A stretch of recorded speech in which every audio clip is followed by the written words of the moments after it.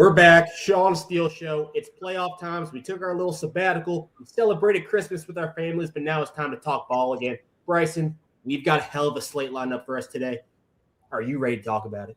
Dude, I'm more than ready to talk about it. It feels like you've been all over the place. I've been all over the place. It's been a little bit hectic, but we're both settled in, and I'm ready to talk about these games, Steele. So because now we got all the bullshit from the first round done with. Now it's nothing but just pure. Oh, no more group of five shit. No more group of five raising Steele's blood pressure. We can get right into good matchups. Well, the first one we got, Miami against Ohio State. Steele Chambers, how does this sound? Ohio State 9.5-point favorites. Sounds beautiful. Does that sound like a good line? It's going to be flirting with that line the entire game. I think it's going to be maybe a 7 to 10 point game. Yeah. I haven't really decided yet. Once it starts, I'll probably say 30. But it's going to be a lot closer than people think. Oh, no, it's going to be close. I think that line is crazy. And still, my initial gut feeling is I don't feel too confident for the Buckeyes. For some reason, I don't feel too confident. I think little faith win. No, I'm still picking them to win, but I don't feel confident because Corey Hetherman, you broke him down. That guy is a mad scientist. He's going to be mixing up his looks. He's going to be bringing different types of pressures like Indiana did. Saying could be a little bit confused. I don't believe so. He's not the mad scientist that we initially thought he was. Okay, tell me about it. It's kind of two different teams. Miami, they just want to beat you one-on-one. Right. Because they got Ruben Bain, they got Messidor on the edges. They just want to go one-on-one. They want to beat your tackles and try to get to the quarterback. While Indiana, they're bringing all sorts of shit. You don't know if they're bringing the corner. You don't know if they're dropping the freaking nose guard. You have no idea who's going to where. But Miami, you have a lot better idea of who's coming from where. Now it's just they've got athletes out there. Can you block them? So you think it's going to be more simple for saying? As far as identifying who's coming, yes. I think it's going to be a little harder, though, for the line because they've just got better athletes on the edges. And do you think Ohio State's line is going to hold up against them? I know Austin will on the edge. Austin Sierraville is a wall.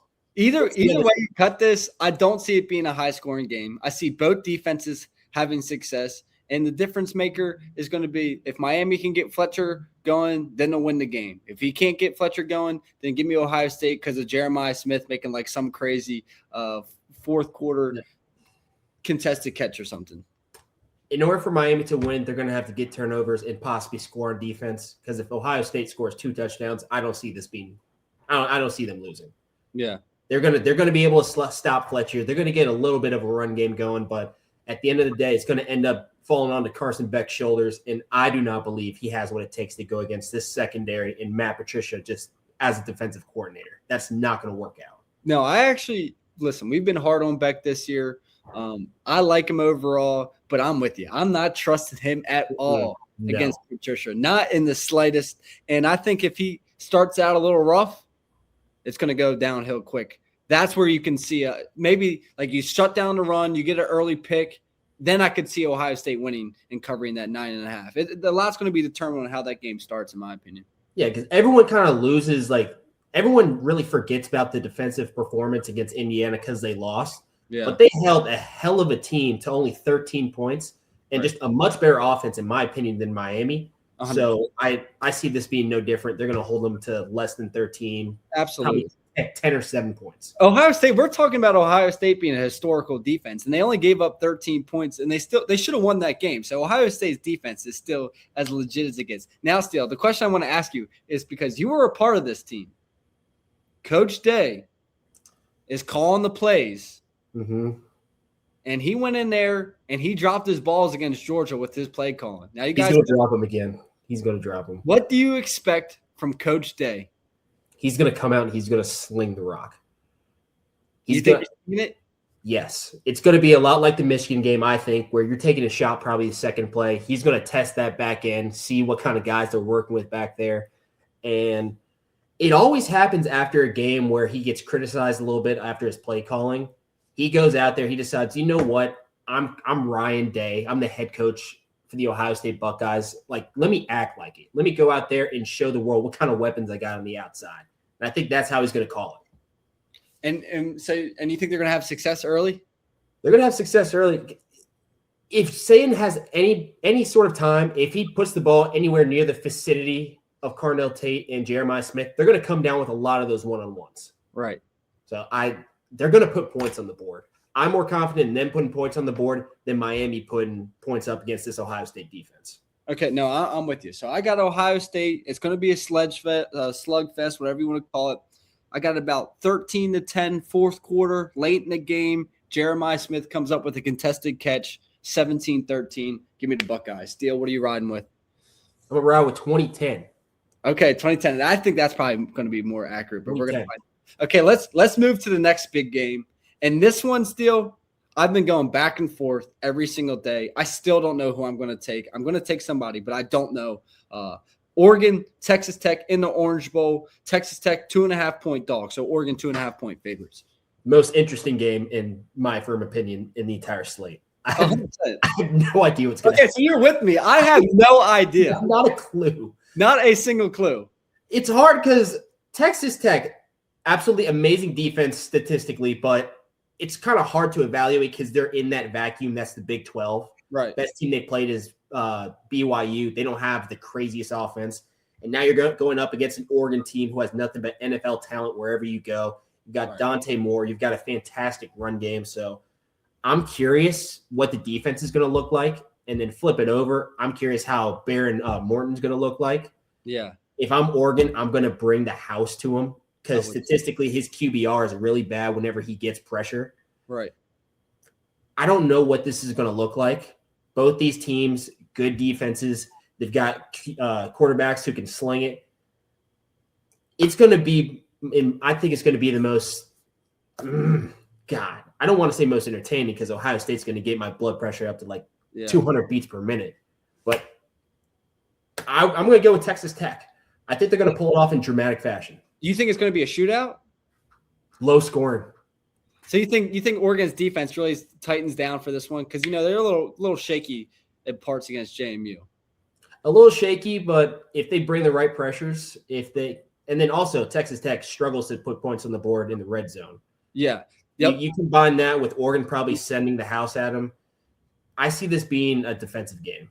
That's always been my biggest thing with Texas Tech. If they want any shot to win, go on a run here and win the Natty, they got to put 7 points, 6-7 points up on the board. They got to put touchdowns up. They can't settle for field goals. And if they do that, they got a real shot. Now, I was leaning Oregon the entire time. I think Sadiq's the difference maker. He's a matchup nightmare at that tight end position. I think their defense, I think Taj, I'm blanking on the DC's name, Lapoy. I think he had a little bit of a distraction with taking the Cal job, bouncing back and forth, and you saw some of that in the JMU game. I think he gets them boys locked and loaded, ready to go. Bear Alexander up front. So I've been thinking Oregon this whole time. Then I talked to running back Quentin Joyner over there at Tech, Romello Height, and they are so confident. Their confidence level has swayed me, I fear, Steele. So you're going with the Red Raiders. I'm going with the Red Raiders. You picked the Red Raiders too, right? No, yeah, I picked them. Okay, we're on the Red Raiders. Jacob Rodriguez, the other linebacker Roberts. I mean, I'm with Texas Tech. Give me the Red Raiders. The linebackers are going to perform.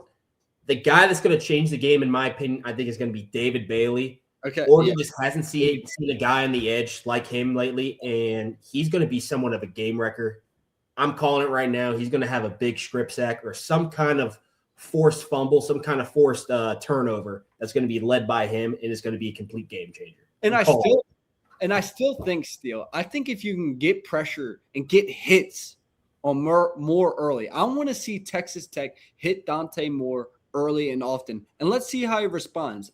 He's been an ice cold killer all year long, but I still have a little doubts about him mentally. But we'll see. That's going to be a fun one. So I'm going to go Texas Tech 27-24. Close. 27-24. Oh boy. Okay. I'm going to go 24-21. Okay, 24-21. All right, we're rolling with Tech. Okay. I feel very, very confident. This is the game I'm most confident about. Alabama, Indiana in the Rose Bowl.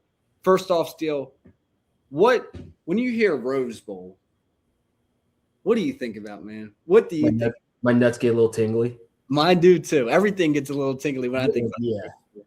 That was, without a doubt, you can put me on the moon. You can put me wherever you want to. I really don't think there will ever be a better environment than the Rose Bowl.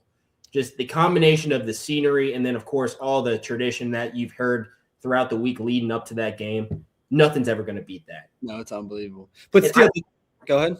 I don't know if like Saudi Arabia chips in and like provides like perfect weather every single time that it's played, because I've never seen it rain there. Guess what? What? 95% chance of pouring rain for the Rose Bowl this year. It's not going to happen. Watch. Look, I'm sitting right here. I'm 30 minutes away from the Rose Bowl. It's been raining. It's supposed to rain tomorrow, and it's supposed to rain on game day. I mean, it's not looking good. The football gods are going to intervene, buddy. Trust me. You could be right. You probably will be right. Okay, so you start us off with this actual game, though. Do you think – because I think Alabama starts off quick, but Indiana pulls away. They've been the most disrespected number one overall team I've seen in a long time. Yeah. They are going to win this game because they're the more balanced team. They've got a run game and a pass game. And Alabama, even though they performed well on defense against Oklahoma last game, that was probably one of like the worst passing attacks in all of the SEC. Now you're going up against Mendoza and all the weapons he has. I don't see this being nearly as close as people thought after that somewhat dominant win against Oklahoma. Right. Indiana, they're going to go in there. They're going to be throwing roses after the game.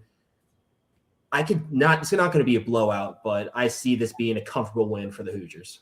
Yeah, when you look at Alabama and Oklahoma, Oklahoma's offense was atrocious all year. Now, that defense was legit, and they did get after them in that second half. But I'm still not sold on Alabama's ability to run the ball. You know, Brooks really stepped up at the receiver position. I do like the receivers they have. I do like Simpson, so he can escape and make some plays. But I just don't think his playmaking ability, Simpson's, is going to be enough. And when I look at Indiana, Mendoza, and Signetti is the guy. Any other team who they're not like any other program who is on this stage for the first time, really, with all eyes on the number one team in the country, not really used to being that, I'd be very, very worried. But Signetti, as we've talked about before, paired with Mendoza, I mean, those two guys, that's who you want with all that rat poison, as Saban calls it. That's who you want holding it down. So I do see Alabama riding some of that momentum out of the Oklahoma second half, getting off quick. Indiana starting off a little bit slow, but they settle down and they really run away in the second half. And I'm going to go 30. No. A little bit less than that. I'm going to go 24-10. 24-10. Give me the Hoosiers, Rose Bowl champions. I'm going to go 30-17. Okay, 30-17. 30-17. I think Indiana, they're going to throw some crazy shit at Alabama like Oklahoma did, but this time they're going to have a little more trouble protecting Simpson. Yeah, I agree. So we both Indiana is 7-point favorites, by the way, so we both have them covering it. Okay, Steele, are you ready for the last quarterfinal playoff game? Yes, I am. The Sugar Bowl. I know you're excited about this. This is SEC territory through and through. Ole Miss and the Georgia Bulldogs. Oh, you want me to start with this one, huh? You want me to start, or you want to start? No, go ahead and start. I want to see your opinions on the OSCC. Okay, I'll start. So you like to read into the schematics. You really dive into the details, which is what I love about you. I know the details pretty well for this one. Yeah. You know the details very well for everything. You do a great job breaking it all down. Whereas I like to kind of look at mentalities and kind of what's going on. And when I look at Pete Golding, I see a lot of confidence out of the guy. And when he talked about Charlie Wise, he said, they asked him about if he was worried about Charlie Wise. He says, listen, Charlie Wise has to prove that he can do it without Lane Kiffin. Did you see that, Steele? Yes, I did. Like he's got to like I knew he was going to call a big game. And you could just tell that all the stuff going on with Ole Miss, it looked like it's brought them closer together, and it looked like it's added another chip to their shoulders. So I think coming into this game, they had a close game with Georgia. They played them to the wire. Game went into the fourth quarter. I think they learned from that. Charlie Weiss is a good coach. Pete Golding's a phenomenal coach. And I really, really think they give Georgia a run for the money. But with that being said, I will forever, no Diddy, be the biggest Kirby Smart glazer. And Kirby Smart has the Bulldogs ready for a firing Rebels team. So give me the Bulldogs. I was hoping we were going to disagree on something, man. Shit, it's getting boring. Are you going with Georgia too? Yeah, I don't. It is what it is, Steele. It is what it is. This is going to be a 2-score game. I got something at the end that's going to spark something for us. Okay, good. Yeah, Georgia, they're gonna run away. 2 scores, yes. No, it's going to be. Hold on, let me look at the line real quick again. Yes, because Georgia's 6.5 point favorites. Ole Miss is covering that. 3.4 touchdowns. Okay. It's going to be hard because Georgia feels like we haven't seen them play in almost a year. Yeah. But even with last game, how Ole Miss dominated Tulane, that was the most simplified game plan I've ever seen. You can have a 5-year-old go out there and throw that game plan out, and they're still going to beat them just because Tulane sucks. Right. Well, this is a whole different. I still send some of that G5 hatred in your bones, man. I thought you got all that out of you. No. I got stuff done here on the G5 for later. Okay, keep going. Yeah, this is a different animal. This is a Kirby Smart defense that has learned through growing pains throughout the entire year, and now they're playing their best ball at the right time. Right. And that best ball is just being aggressive, whether it's bringing cover zeros, press coverage on the outside. Yep. That's the stuff that they've been doing throughout the last few months of the season, and that's what they did at the end of that Ole Miss game that really just shut down that entire offense. Yeah, that is true. He had those 5 consecutive touchdowns. You saw them, they were just playing off coverage. They were letting guys get a bunch of yak. And then they started pressing on the outside, still bringing the pressure, and they just shut down Chambliss and that entire offense. Yes. So I was going to say, you bring up a good point, because I think Georgia almost got a little bit too fancy with their defensive play calling, in my opinion. You can correct me if I'm wrong. At the beginning of the year, then we saw them in a shootout with Tennessee, really Ole Miss. And now you're seeing them say, we got the better athletes. Let's go win. Am I right to say that, Steele? Yeah, because you see, like with Ellis Robinson, he came out on the scene out of nowhere. That's just because they're just having him out there playing man-to-man saying, hey, go beat him. And he's using those opportunities to go out there and make plays. So it's almost like they're trusting their athletes that they have, and now those athletes are showing why they're starters at Georgia, because they're damn good. That is true. All right, so you got 2 scores, man. I'm going to go – it's gonna be like a boa constrictor just squeezing them with the run game. It's because they couldn't stop it at all. What about my guy Quan Lacey? Yeah, he's gonna be the X factor. He's got to get going. What if he goes for like 200? Then it's over. But how long is Ole Miss gonna get the ball? If you have some 3 and outs, Georgia has some 10, 12 play drives where they're just running the ball. Yeah. They're not gonna get a lot of opportunities. Wait, Steele, I do have a question for you, because you know all those schools way better than I do. What's the crowd going to be like, 50-50 or no way?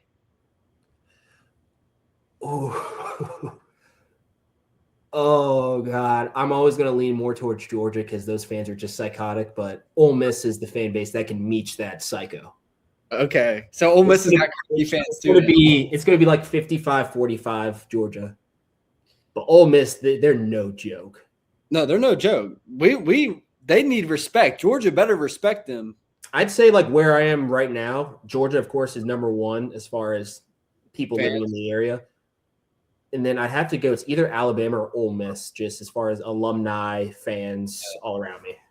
What's like, okay, I got a good one for you. A little subtopic here. How would you describe, like, if you can compare, like what character traits, core values of a Georgia fan, Alabama fan, LSU fan, like, you know what I'm saying? You know what I'm trying to core values? Yeah, like Georgia.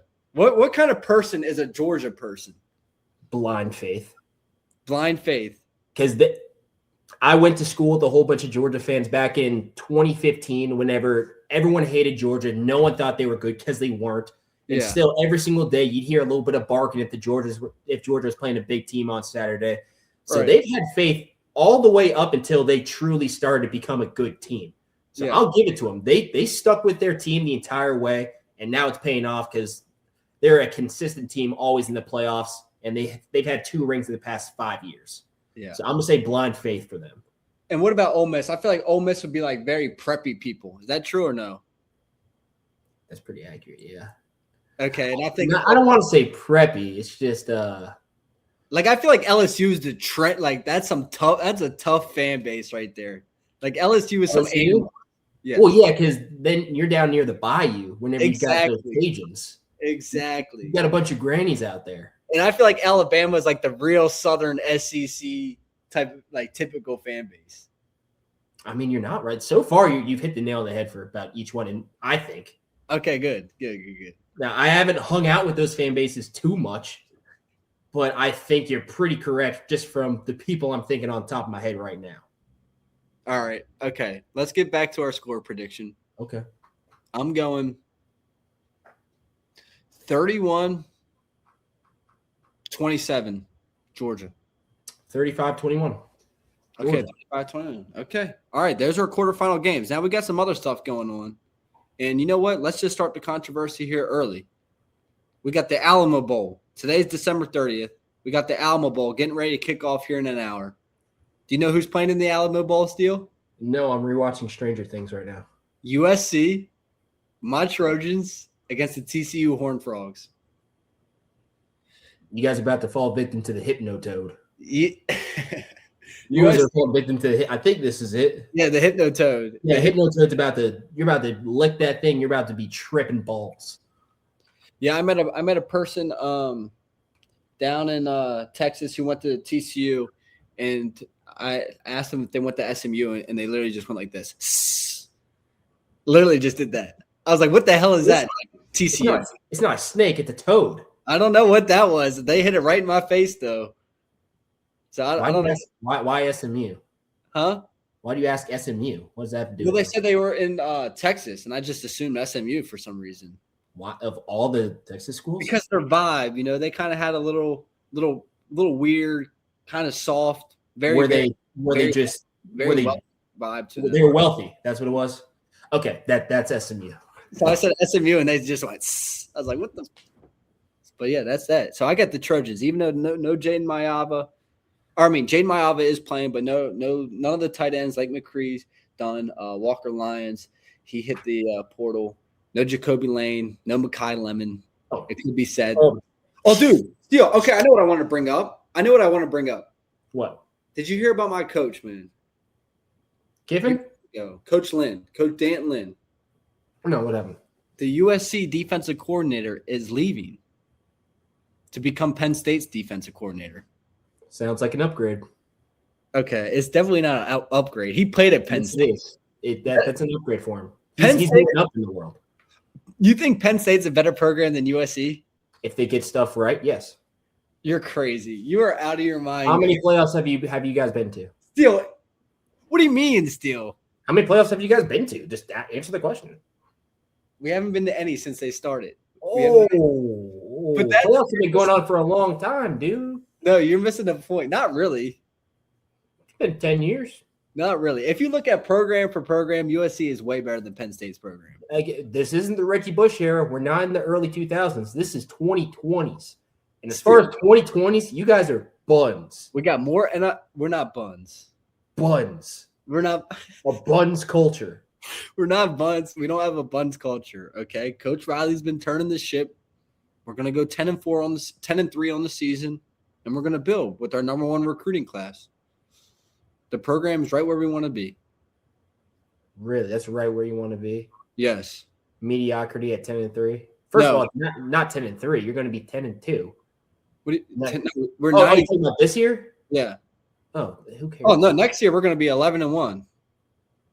Give me your schedule again. I remember you told me. We play at Indiana. Loss. We play at Penn State. Yeah, maybe. We play home against Oregon. Loss. We play home against Washington. Sure. And we play home against Ohio State. Loss. What's that? Three losses? Your ceiling is 9-3. No, we'll beat Oregon. We'll beat Oregon next year at home. I remember you saying that a couple months ago. This year, you guys would beat Oregon. Yeah, we should have. We choked. They just straight out outplayed you. All right, enough of the USC stuff. Steele, I got 4 more things for you, then we're done. Okay. We got the ReliaQuest Bowl. ReliaQuest. Actually, I don't know. I have no. I don't know. How do you know that? ReliaQuest Bowl. The Iowa Hawkeyes and Vandy. Is Pavia playing? Who knows? Who cares? No, I said who knows. I mean, I'm gonna guess he's playing. I'm pretty sure he's probably gonna be asking for like a 7th year or something coming up. I heard that. I heard he's trying to get that. Oh, is he actually? He actually is trying to get that, yes. Oh, I was just saying that. No, he actually is trying to get that extra year. From what I don't know. You said Iowa? Iowa versus Vandy. I'm going for Iowa. I want the Big Ten to just perform. Oh, speaking of, did you see Illinois? Hold on, let's see. Let me check in on this. Illinois beating Tennessee 17-7. There we go, dude. Big Ten is performing. Every time the Big Ten goes against the SEC in the playoffs, it's just or in the bowl season, it feels like they always walk out with a win. So I'm going with Iowa too, obviously. Okay, Arizona State versus Duke in the Sun Bowl. The ACC champions in the Sun Bowl at 8-5, by the way. Mm-hmm. Duke's 3.5-point favorites. I'm going to go with the Sun Devils in the Sun Bowl, obviously. Arizona State. Yeah, give me the mythical powers of a Sun Devil. All right, there we go. Okay, this is an interesting one. Oh, this is a good topic we got to talk about too. Michigan and Texas in the Cheez-Its Bowl, or no, Citrus Bowl, it says. I thought it was the Cheez-It Bowl. It's Cheez-It. It is the Cheez-It Bowl. Why do they got it? Hold on. Michigan versus Texas Bowl. I've been seeing Arch Manning eat Cheez-Its 24/7. Oh, it's called the Cheez-It Citrus Bowl. I thought it was just called the Cheez-It Bowl. That's stupid. Okay, anyway, Steele. I played against this coach 4 times, and I'm 1-3 against him, unfortunately. You're 1-0 against him. Kyle Whittingham going to Michigan. It's a solid fit. Rate the higher out of 10. That's a good 8.6 out of 10. I'm with you. I'm 8.79 out of 10. The only reason is, he is a little bit on the older side, which there's nothing wrong with that. But, how does he adapt with the modern day NIL? We'll see. But as far as personality and what Michigan tries to be, he couldn't be a better fit. Yeah. Given overall, what was available to him at the time, I think it's like a 9.5 out of 10. Yeah. But then whenever you look at just him as a coach in general, just if they could get in. Oh, no. You froze up on me, Steele. They probably mid-8 with Utah. You broke up there for a second. What did you say? You did? Yeah, just for a split second. Just for a split. Keep going. What did you hear me say last? What I heard you say last is given what the situation they're in, he's a great given the situation they're in with who's available right now, that's like a 9.5 out of 10 or so. And then whenever you look at if you could get anyone, I would say it's like a low 8. Okay. He's a solid coach. He did really well over at Utah, and I think he's going to do well there again. Yeah. But it's still going to be hard just because of all the shit that has been going on there.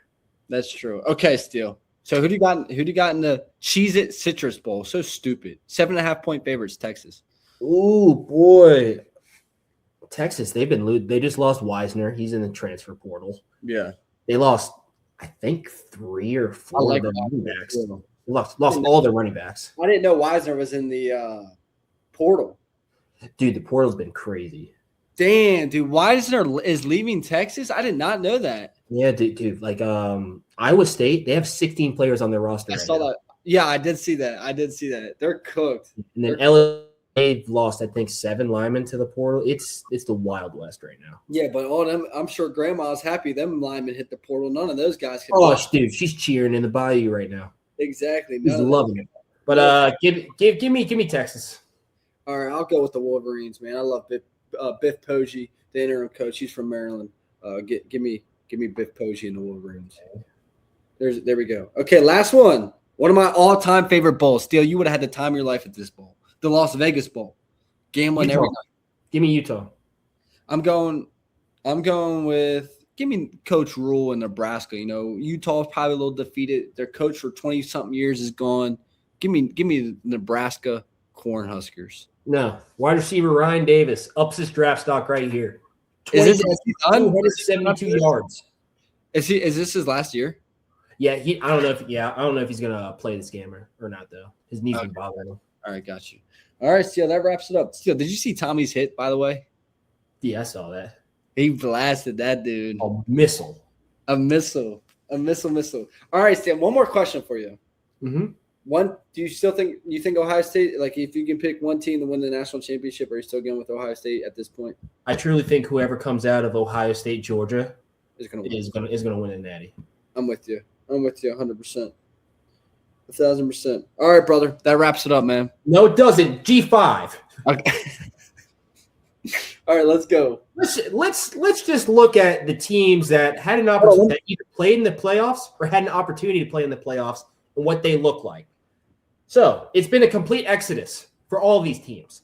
James Madison lost their quarterback, lost their entire offensive line, almost their entire offense.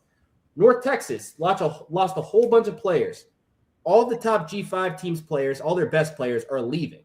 Yep. So why are they leaving? To go to better schools. To go to better schools to get more money. Yep. So why are we putting a team that we know players don't want to stay with because they don't have enough money to support them? So obviously they're not going to be as good because all their good players are leaving. Why are we giving one of these teams an opportunity to play with the big dogs? I don't know. It needs to stop, though. They need to just be viewed as they need to be their own separate kind of league where they're viewed as a farm league. So you go ball out. If you're like a 3-star, low 3-star, 2-star, go to freaking one of those schools, go ball out, and then you get your money and bounce up to the P5. That's what I would tell you. G5 is great football. I love watching G5, yeah, but do not. And if they earn it, if it's Cincinnati, Boise State, and they truly earn it, they're going out and they're competing with solid Power 4 teams, then yes, you deserve to be in. Yes. But you can't just go play nothing but other G5 teams, win 11 or 10 of those games, and expect to go and get into the college football playoffs. That's not how it should be. They need to change it. If they don't, I'm going to throw a tantrum. Wait, Steele, so you came up with the playing game. You don't even want a playing game anymore. You just want them out. No, that was the dumbest idea ever now looking at it. Why? Because you just want them out? Kick them out unless they earn it. All right, you go out there. Like Boise State, you go out there, play a one-possession game against the number 1 team in the country like they did against Oregon, and then you go 11-1. Absolutely. You deserve to be in. Okay. That's fair. All right, I'm off the P5, or I'm off the G5 as well. So we're on the same page. Steele, what are you doing for the game tomorrow? I'm running out of daylight here. That's why I'm trying to hurry up and get this thing over. What are you doing for the game tomorrow? I'm sitting down, ordering wings, and watching football. How many wings? What flavor? Buffalo? Buffalo. Dude, I miss Adriatico's. I almost went. Don't get me started on Adriatico. I might plan a trip for all of us to go to Columbus just to go to Adriatico. That was the only reason I was on weight freshman year. Adriatico's. Yeah, me too. 20 wings, a personal pizza, and then some of the whatever the cinnamon roll sticks were. The best was going to eat with Enoch when he had to gain weight. Oh my god! But that was almost like nasty. That was unhealthy. He didn't want to eat. He had to eat. He was forced to eat. Oh god, I can't even think about it. I'm gonna throw up thinking about it. All right, brother, you have yourself a splendid time watching this, and we will be going back and forth. Yeah. See you next year. You're a dumbass. I'll see you next. Yeah. Take that. Are you starting to think about what we're gonna do in the off season? What do you mean? What are we gonna talk about in the off season? Sports. Okay, good. All right. Sports are always on. All right, sports are always on. That's a good thing about talking about sports. Damn straight. All right, I'll see you. I almost just said something, but I'll keep that for private. I will see you next year, my friend. Okay. All right, bye. Made it weird. Bye.